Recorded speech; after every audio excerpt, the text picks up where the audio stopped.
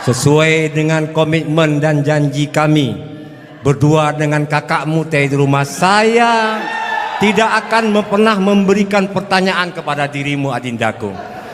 Kalaulah seandainya orang tua kita masih hidup saat ini, Bapak Haji Umuruddin Deski, tidak mungkin dia membiarkan kita berdiri sebagai pasangan calon bupati pada saat ini. Tidak mungkin.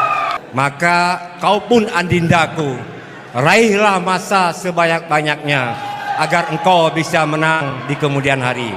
Kami juga mendoakan agar engkau bisa berhasil nantinya menjadi Bupati Aceh Tenggara. Hidup Adi! Kita ini jujurnya masih berkeluarga, dan mudah-mudahan dalam hal politik maupun hal apapun keluarga tetapnya yang paling utama. Jadi karena tadi Paslon 2 bilang hidup nomor 3, kita pun hidup nomor